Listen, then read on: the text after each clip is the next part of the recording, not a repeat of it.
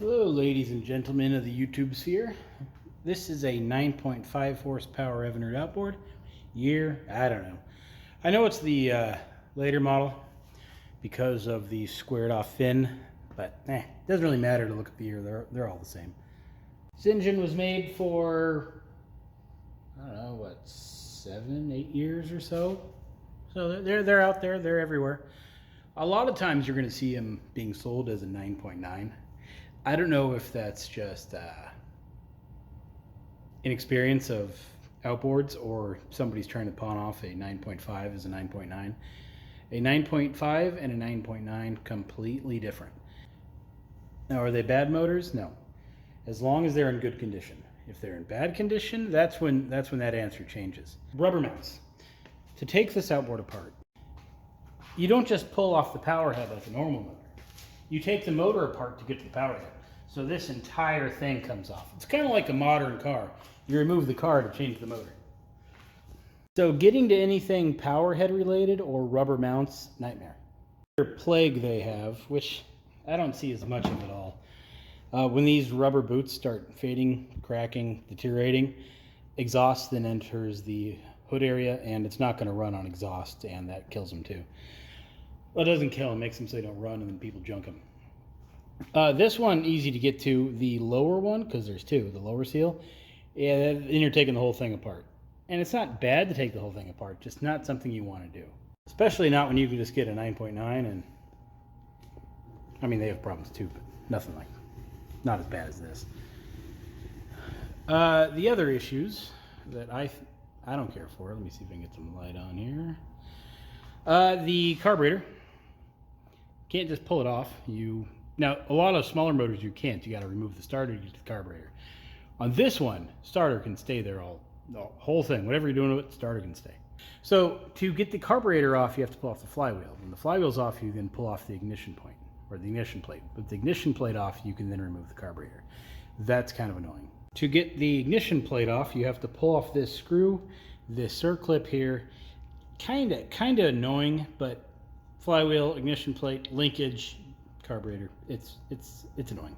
To remove the tiller handle, you can't just, remove it like on other motors. You have to remove these kind of hard to get to bolts down inside of here, and the whole thing comes off once you get this linkage apart more.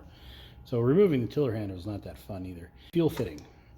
If you have a clogged fuel fitting, you're changing the tiller handle because this isn't just screwed in, this is built onto the tiller.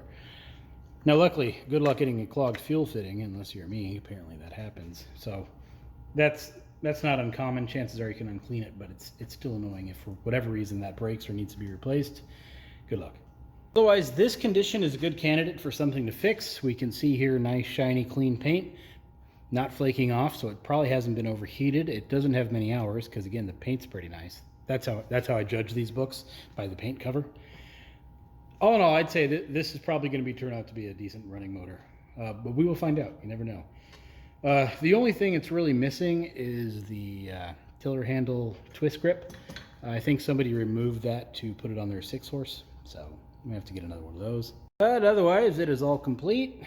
Propeller, also, somebody removed to put on their 6-horse. So I'm going to need to reinstall a propeller. I already checked the lower unit fluid to see what it was like. It was disgusting, so we're going to have to reseal the lower. Of course, a new water pump, check/replace ignition components, rebuild the carburetor. Plug wires, they all look fine. Plugs, that's just normal maintenance, so we'll change those too. So we'll see how it goes. Reason I pulled the fluid beforehand, usually I do it on film, is I then buy a seal kit for an engine that I don't need to reseal. So this time I actually checked it before I ordered parts.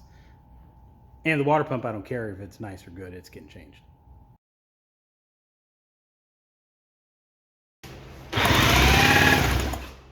Okay, we have spark on both top and bottom cylinder. Compression is about 80 on both. So even compression, spark. We're gonna have a good candidate of a running motor, I think. Okay, first thing I'm gonna do is go buy a longer air hose because this is ridiculous. Maybe new fitting. All right, I'm going to pull off the top round disc thing here.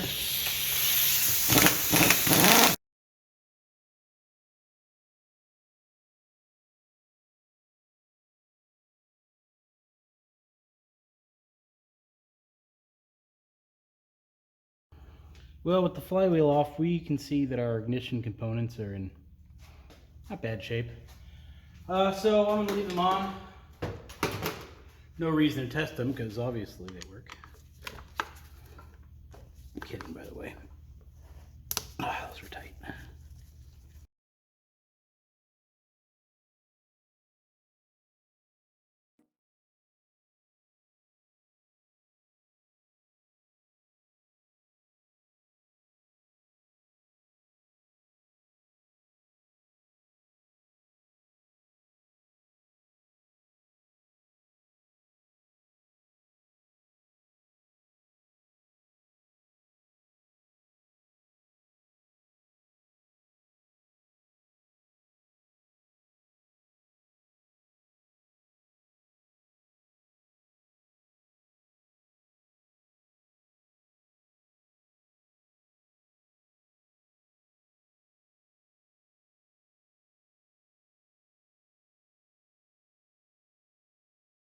With the ignition removed, we can now get the carburetor off.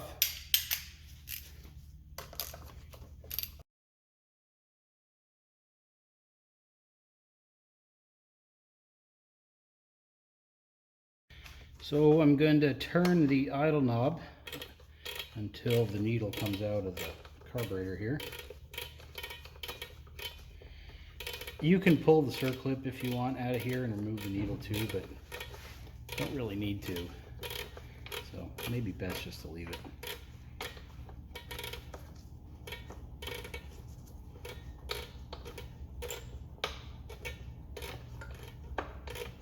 Unless you need to replace the needle, then by all means pull it out of there. Alright, there is our needle. Nice and pointy. Yeah, looks fine to me. Let's get a small flathead. Remove this and hopefully not break the plastic retainer there. Now we can get to this flat head right here, which was under the ignition components, which is why we couldn't just pull the carburetor off with that intact. Ah, my circlip, found it.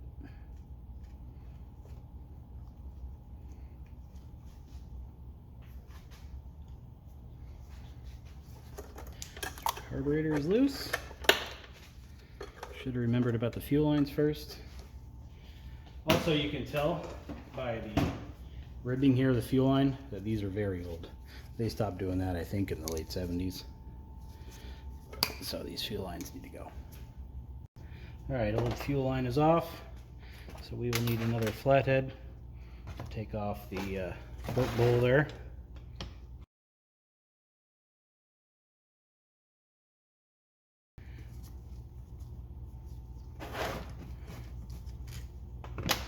Alright, got 4 out of there. That should be it.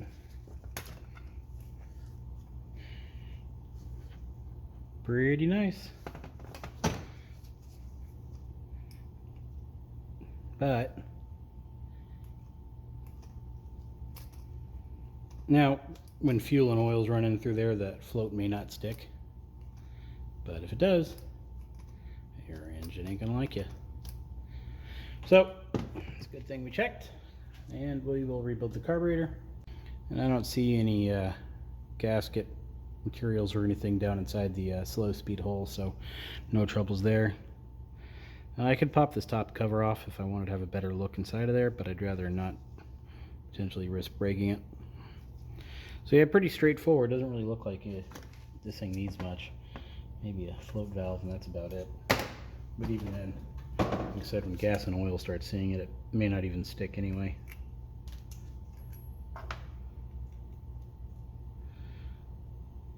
Yeah, it's still pretty dome shaped too. Some carb cleaner dip with apparently some random parts still in there. That happens all the time, by the way. I forget to put stuff in there. Silly, silly me. Alright, don't need this stuff, and the float's going to float anyway, but I'm just going to throw it all in there to get it off the bench. That way I don't have the carburetor parts, as they would say on the street, all up in my grill.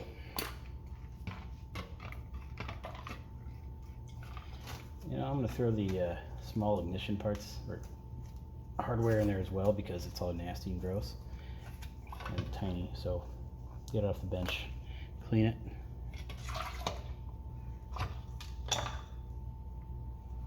Couldn't hurt.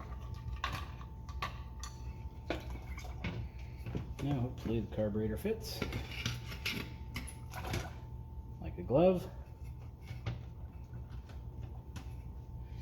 All right, leave that in there for a couple hours and return to it later. As I said earlier, the lower seals are done for. Looks like we have a bundle of fishing string here onto what used to be our seal.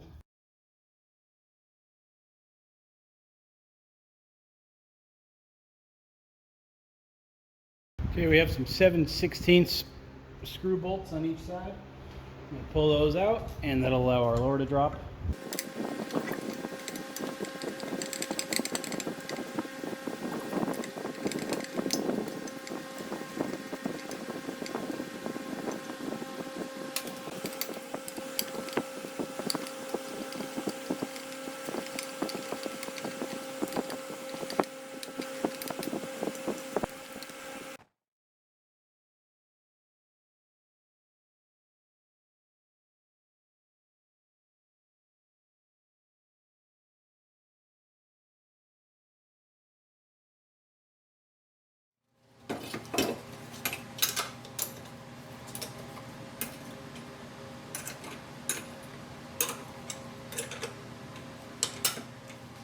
Okay, we have 4 screws attaching the water pump. Just need to get that flathead I just had, and we can pull that apart.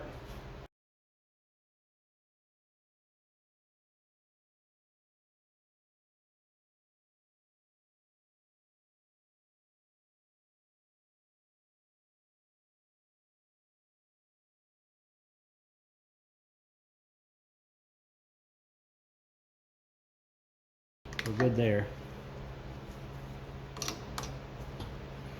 Now, there's 2 ways to change these seals. You could pull the plate out, remove the seal, reinstall the new, but I'm gonna try to do it. Does this pull up? Yeah, whatever. I think I'm gonna leave the plate intact when I change that seal out. Save me a little bit of effort. Let's get this lower upside down. I'm going to pull off these 6 screws, and then on the other side right here there's the pivot pin, so I'm going to pull that out as well. Pivot pin I loosened when it was on the outboard, so I didn't have to fight it with it later. Sometimes these get pretty stuck and fall on the floor. There is a washer in the back of the pivot pin. I'm going to change that too. I guess it's more of an O-ring than a washer, but you know what I mean. I'm going to use my impact with a Phillips adapter.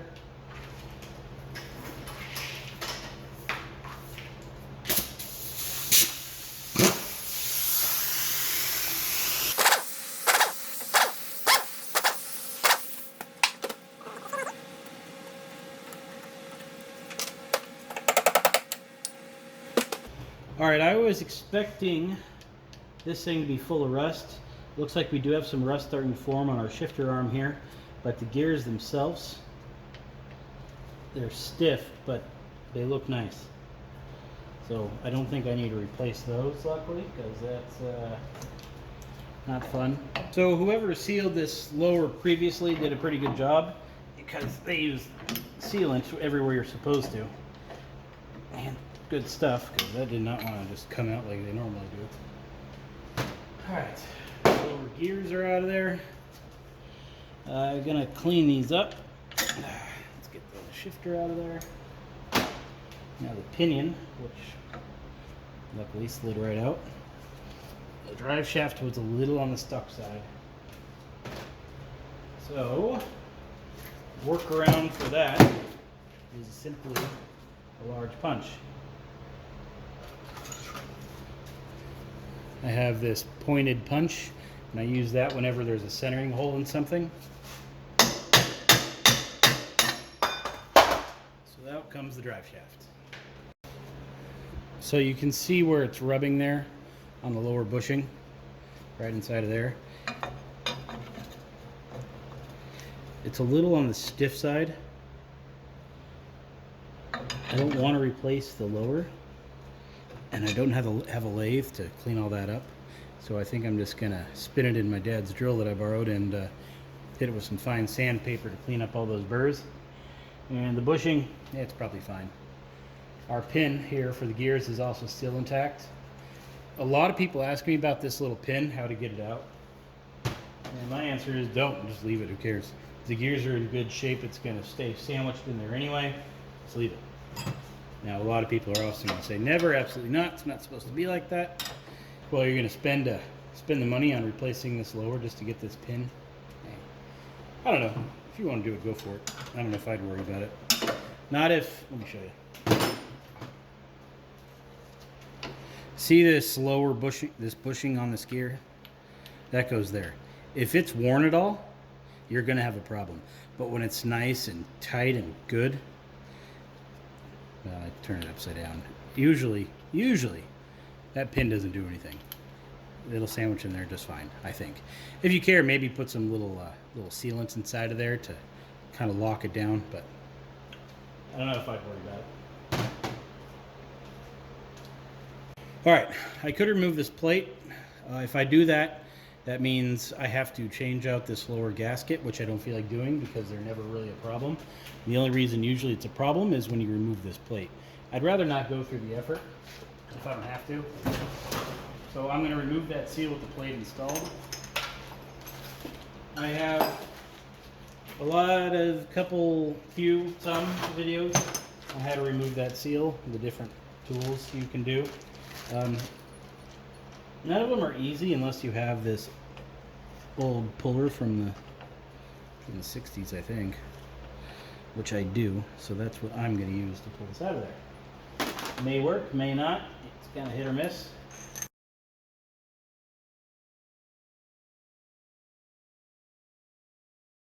All right, I couldn't get the proper tool to sit. So what I have here is this little washer. Allows the puller to pull just from the inner area of the seal, not on the plate. So I have this, which then goes like so. All right, now as I tighten this screw, it's going to spread open the jaws of this puller.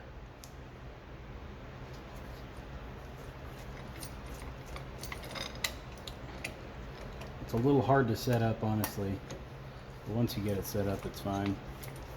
It's about as good as an angle as you're getting.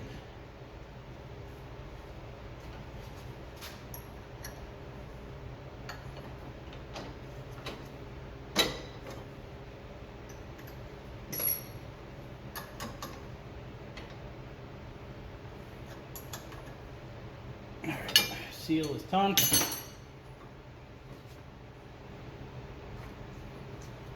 This stuff centered best I can.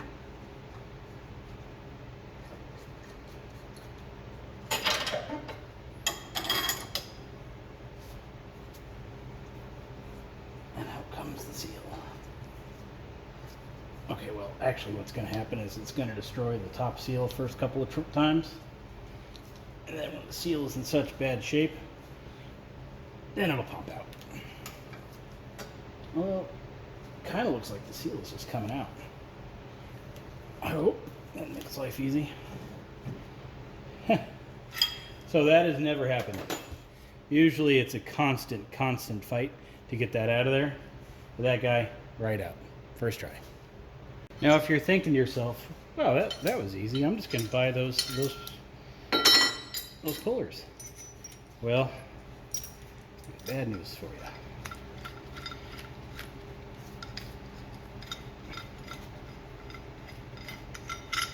This puller, this is called the Puller Bridge. It's $100, so doable. The key component, this guy, $200. So it's expensive. All right, let's take apart our gear assembly. Forward gear slides right off. I guess I don't need to take it all apart. I'll just leave it together. This, oh yeah, that's why I take it all apart. All right, so I'll set that there. Now that's hard. I'm not going to show you how the right way to do it. I'm going to show you the wrong way to do it.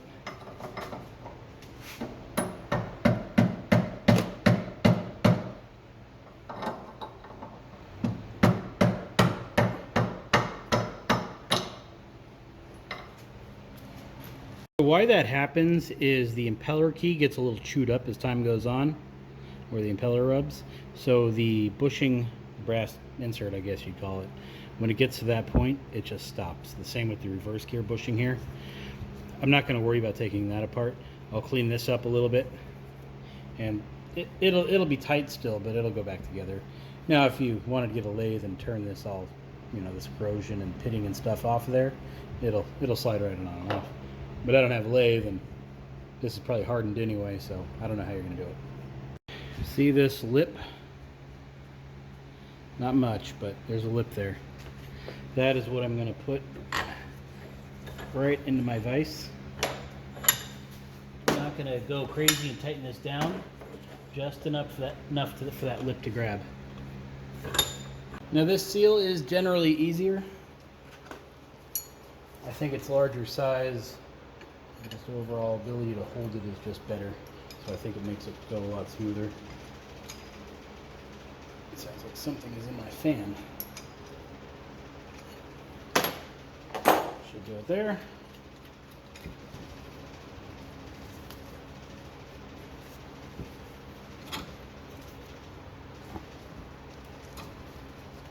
Yeah, it's a moving.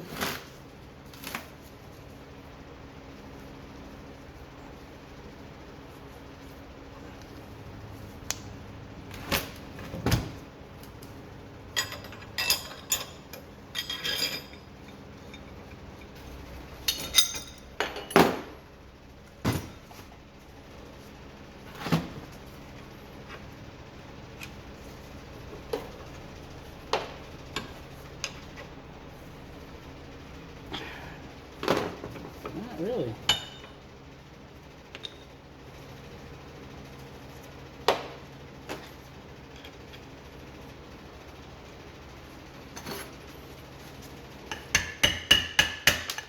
Got it.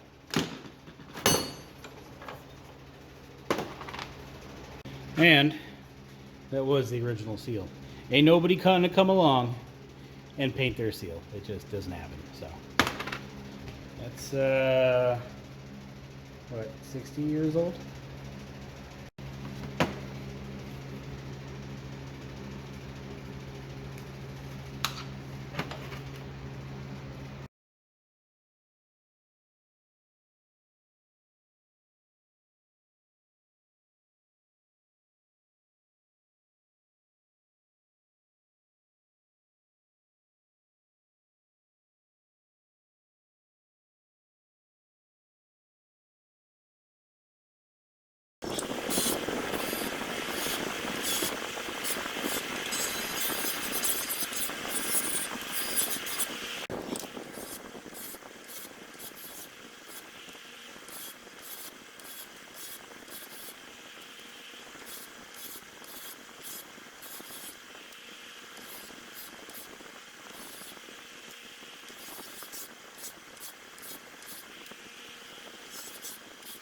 There are a lot of videos on the interwebs here of how to remove that shift rod bushing.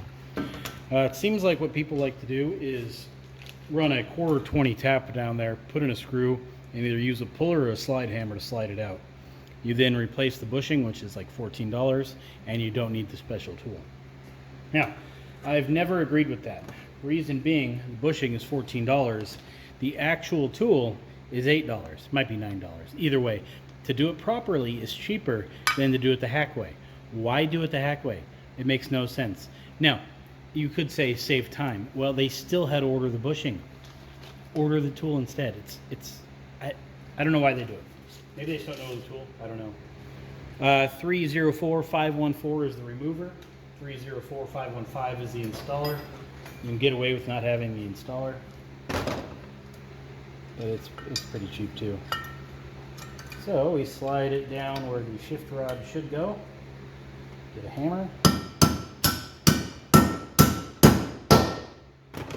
There's our bushing. Okay, with the bushing out, you can get in there with a little pick, pull out the O-ring, which is rock hard. There we go. And I'll get in there with something and clean out the hole a little bit. Alright, let's make way with the new parts. This is a Sierra seal kit. Different year 9.5s use different seal kits. This part number for this one is 182683. However, you need to check that because depending on your model and suffix depends on what seal kit you're going to need. So don't necessarily go by that model number. I will post a link, I believe, to the seal kit part numbers. You can use to cross-reference what you need. For right now, all I'm going to be after is the shift rod O-ring back here. Gonna get that installed. Alright, the O-ring needs to get coated in triple guard grease. And with the announcing of the closing of Evinrude, all of the specialty formulated lubricants seem to be slowly going away too. So this may be the last of the triple guard grease, and the gasket sealing compound is already no longer available. I'm waiting for the substitute to arrive, but until it gets here, I'm going to use the Permatex number 2 Forma gasket, which is a non-hardening pliable sealant, just like the Evinrude gasket sealing compound was. It's nastier than the Evinrude, but it seems to work the same. It is a little thicker though, so that's kind of annoying, especially when you're just trying to get a thin film on it for a gasket or something. Anywho, I'm going to put some on the bushing here.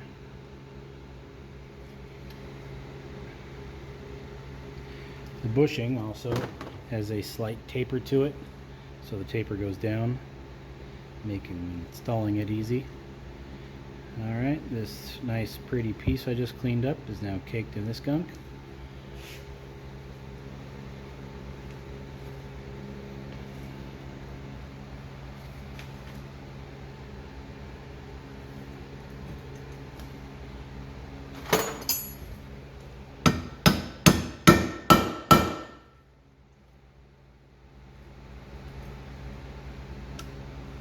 And that's all there is to it. You can, like I said, you can get away without using this tool. You just push the O-ring in there, push the bushing in there, get a punch, hammer it down. But if you're feeling generous and don't mind spending a couple extra bucks on the tool, especially if you're going to be doing, a couple of these or more than once, or just feel like having a collection of tools for your motor, it's not a bad idea to pick one up. It's pretty easy to tell which seal goes on the prop shaft and which one goes on the drive shaft because they are both exactly the same, so no real need to worry there. I have some 3M 847 or OMC gasket sealant M, whichever one you want to use, because it's the same stuff. And put some on the outside of the seal. Slide the seal into place. Gonna get it started. With that, I can go more than that actually. I'm gonna give it a little bit more push with a 13/16 seal installer tool.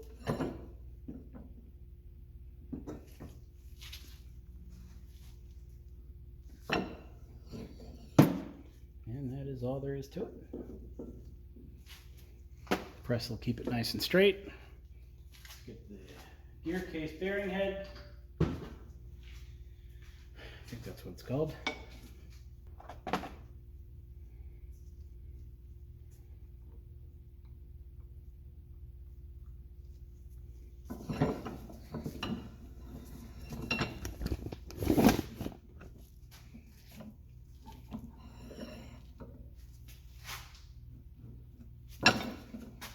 So it's pretty much flush there. I probably don't need to go anymore, but I'm gonna.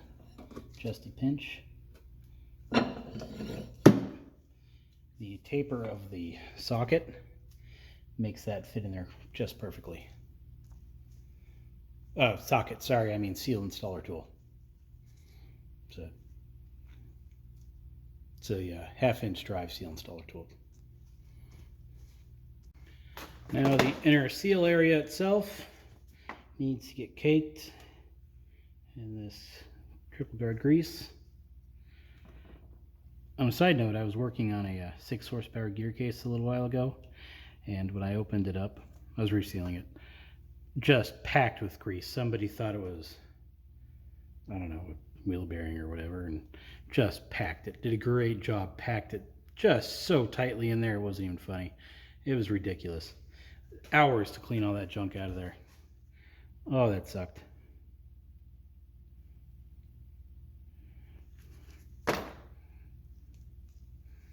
I don't know how they got it in there either, but they sure did. All right, well, that should about do it.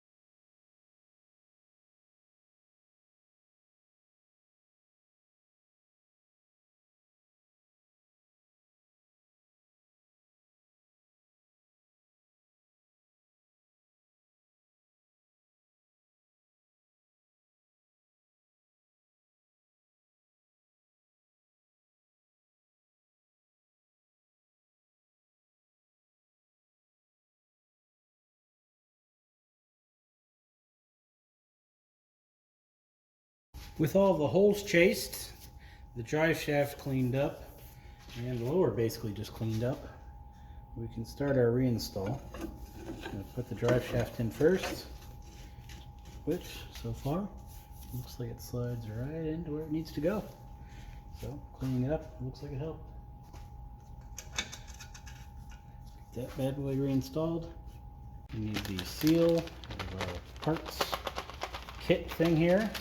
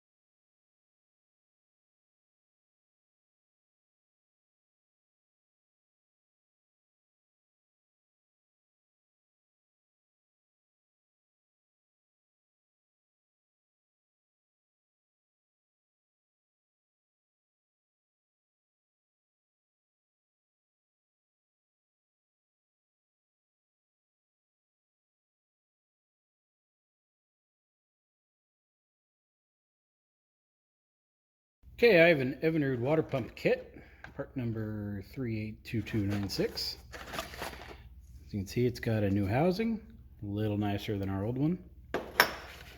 Comes with a gasket, which we don't need. Impeller.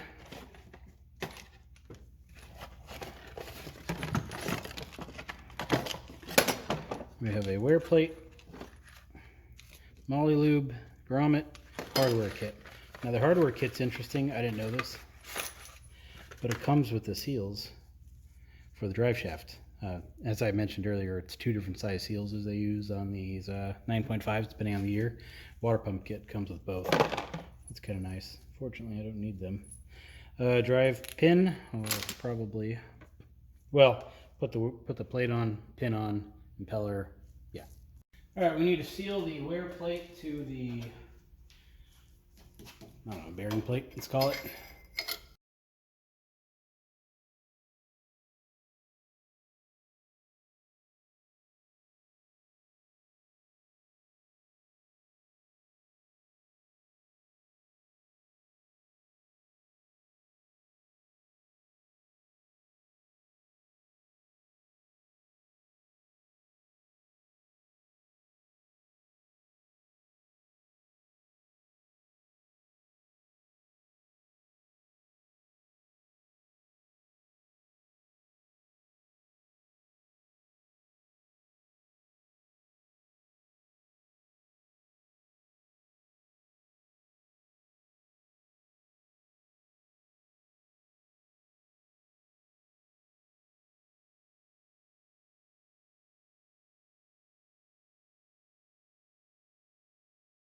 Okay, our kit came with a little thing of Molly Lube.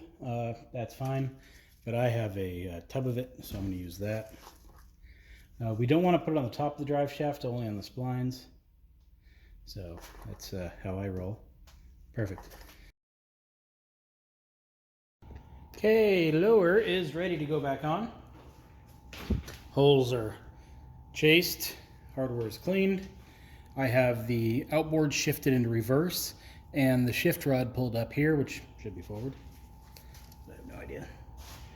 Gonna slide this nicely cleaned, polished drive shaft into this nasty old tube.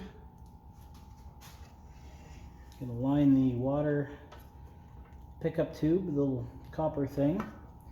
That should be in there, just like that, which it is. Pushing the splines into the crankshaft, or at least trying to. Since I pulled the flywheel off, I can't rotate it to line up the splines, so I'm going to rotate the propeller shaft. Should be right there. And we have a clear line of sight for the screw to go in for our shift rod. There you go. A little not so clear. Now, I'm going to use needle nose to get the screw in there. And once it's in its home, I'll come back with the flathead, screw it in the rest of the way. So maybe I can find my flathead. It was right on my desk, which means it's lost. There we go.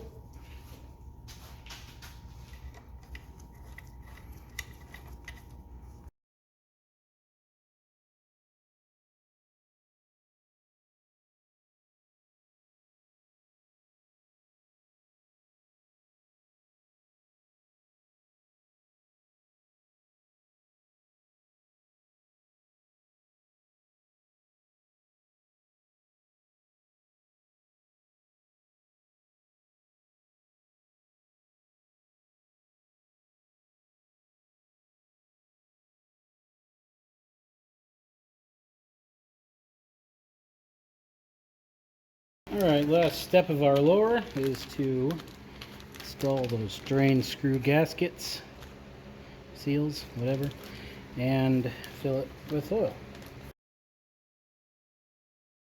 So what you're supposed to do here is hook up a fluid pump into the bottom one. You pump the pump until fluid comes out of the top vent, and you are good to go. You put the top vent in, unscrew the pump, and put the bottom one in real quick. However, my pump, my baby, he likes to use it to pump whatever type of fluid he can get his hands on. So I had to take the pump and hide it from him. And wherever I hid it from him, oh, did I ever do a good job. I have no idea where it is. So I am going to try to pump it in from the top. I've never actually done this. I don't know why it won't work. Well, not pump, but pour it in from the top. Until it starts coming out, let it sit for a little while and see if I can pump more in there. And basically just see what happens.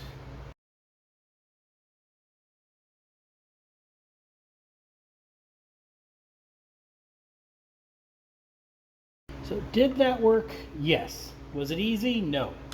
You really need a pump to do this. When I find or get a pump, I'm going to recheck this fluid, but I know there's some in there for now. So whatever we do, it's going to be fun.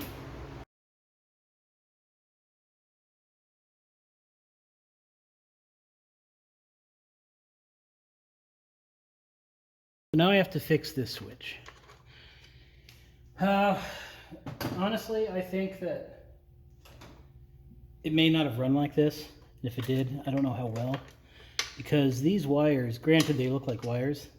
Where'd that go? They're a little more to it. Those are ignition wires or high tension leads. When they ground together, spark goes between them and kills the motor because it's not going to the cylinders anymore. So if you were to put your hand on these bare wires, you're getting spark plug shock. So by having wires are ground down all the way to the bottom. Anyway, by having the wires grounding out like that, I think they're grounding out, I have no idea. It may prevent this thing from running.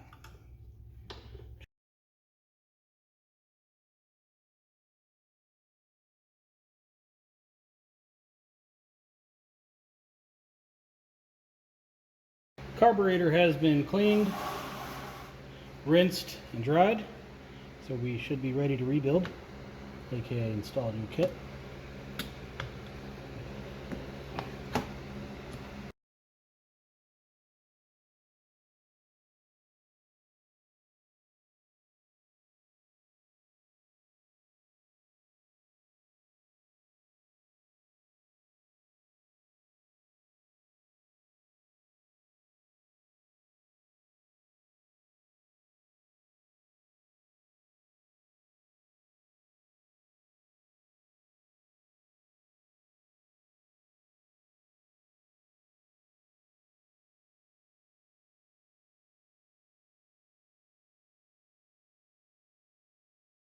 Alright, outboard carburetor thing here has been thoroughly inspected and cleaned and checked via a copper wire strand. And it looks like we are all clean and good to go.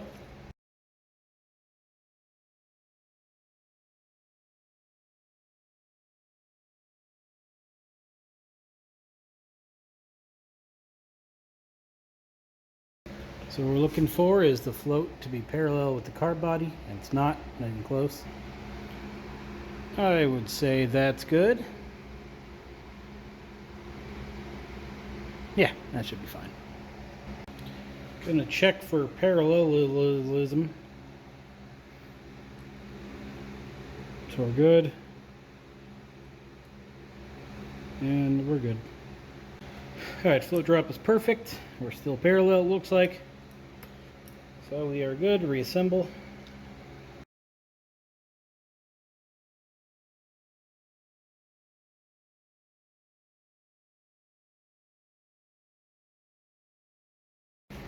Okay, new gasket.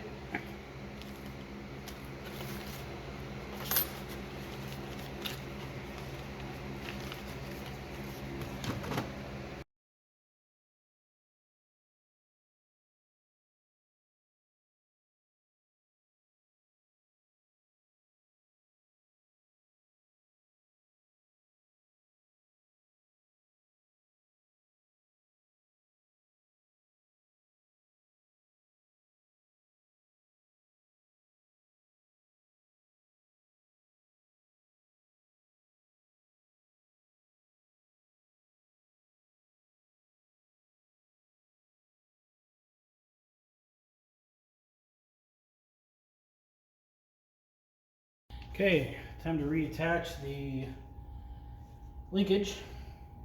Alright, my tiller arm here was twisted upside down somehow. It goes below the shift interlock arm. So all I did was twist it upside down. Now it looks like it's going back together the way it's supposed to. Alright, tiller handle is installed. It's actually a bit of a process. The shaft fell out, so it was constant check to get that shaft aligned in there correctly again. I could really make a entire 45-minute video on just how to rebuild that twist grip. It was pretty tedious, but that's for the future, because at some point there I got so sick of doing it I just did it. Stopped caring if the camera was even in frame. Alright, well, let's get this carburetor attached.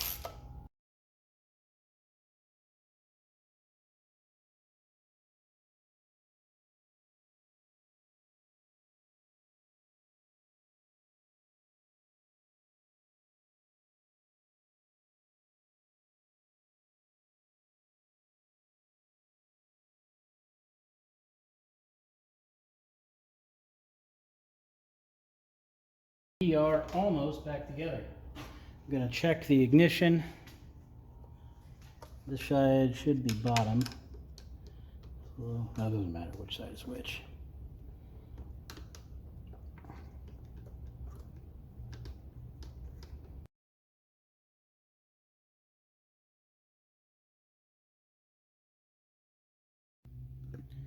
Okay, before I put the flywheel back on, I'm going to test the points and coils. I suppose the points. See where they are, make sure they're adjusted correctly. For this, I will be using this little harness. It is a Brandon's Ignition Tester Model A.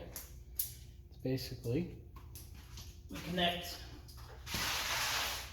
the two clips that you saw to a battery, which I have placed down here on the floor.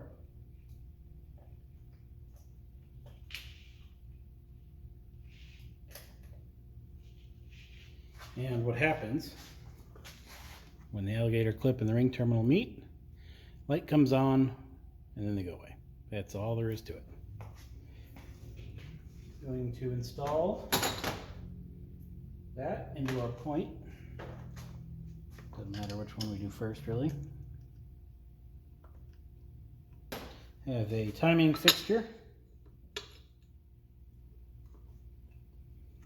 So our timing mark is back here. Top is there, so we may be okay. Let's spin this around so the T's closer. So what I want, when the T of this little point comes between those two lines, for that light to shut off.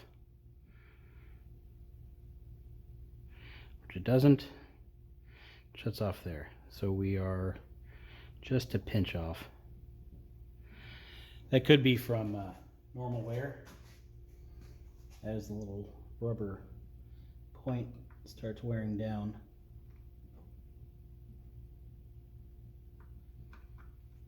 It moves it just a little bit. On, off, dead center.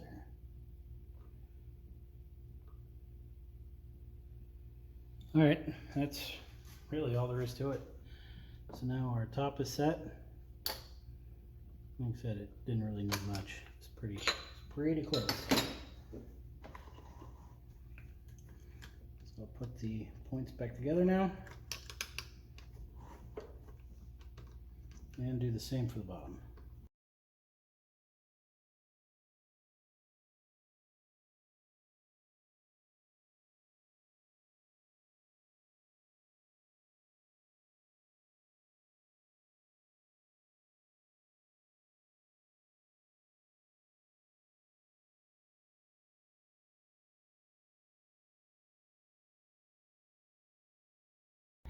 I kind of forgot that these things had a fuel line, so you can't change the line without removing the tiller handle. Just silly. Since I'm using the mil spec, it's pretty flexible, so I was able to get it in there. But if you're not using it, if you're using traditional line, you pretty much have to pull off the tiller handle to get that changed. Fuel lines are on. I didn't clamp them down in case I need to change something or fix something or remove it. Don't want to waste the cost of the clamp. There's not enough pressure here to blow these off anyway. Spark plugs are installed. Plug wires, flywheels torqued down. Everything seems to be working. We have a new water pump. We probably have some oil in the gear case. Propeller is installed. Tiller handle, twist grip is installed. Everything should be good to go. I don't see any reason why it won't start. So, I guess that is what we do now. We'll see if it'll run. All right, got the engine in the old test tank. We got the fuel line connected. Gonna pump the perimeter bulb up now. All right, seems my primer bulb kind of crappy. There we go.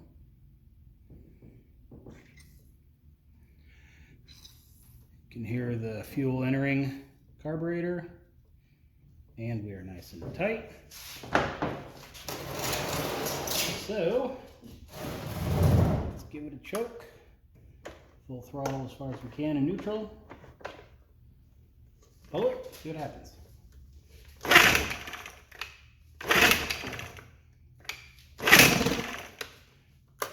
some life.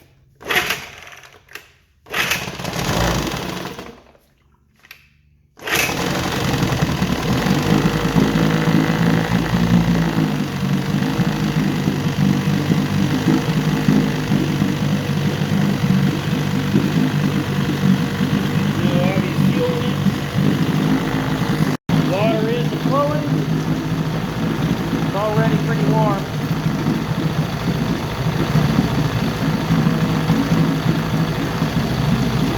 Fuel pump probably working.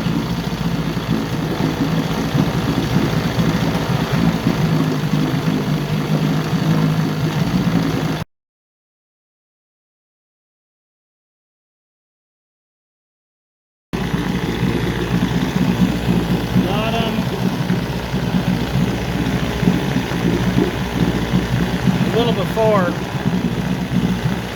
that's got to get fixed. Well, it's right on the line.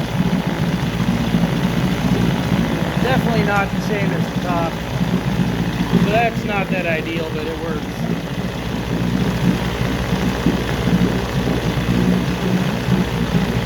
But we are not overheating, so the thermostat's probably either working or stuck open, so we're okay there. Although we are a little warm here on the manifold, but water's not sizzling off, so we're fine as far as temperature goes. Let's see if we can start back up.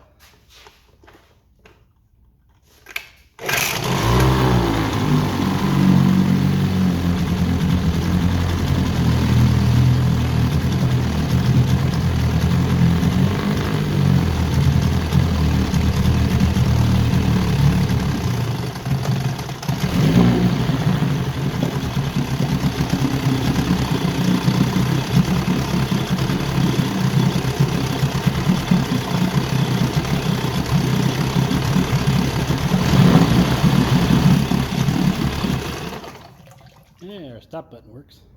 Make sure it'll run with the hood on, and just as well. That's a good sign of an exhaust leak. Quieter. So it's not bad. It just, I wish it didn't have that little hiccup there when you first start going.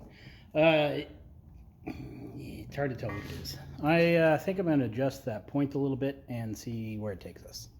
So that should just about do it. It's moved just a pinch back in, so it's closer to the end line, like the top one is.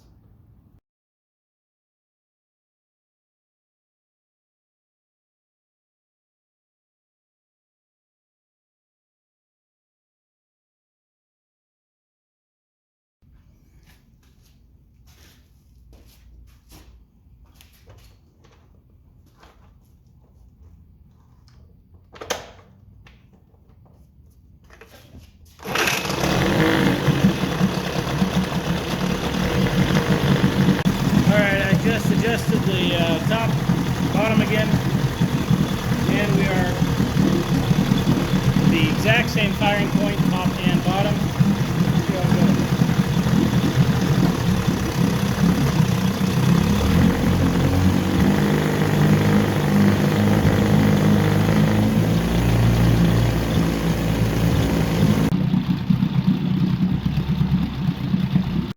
Well, that's all I can really do here in the garage. So join me next time where I will toss it on a boat, throw it in the water, and we'll see how it does.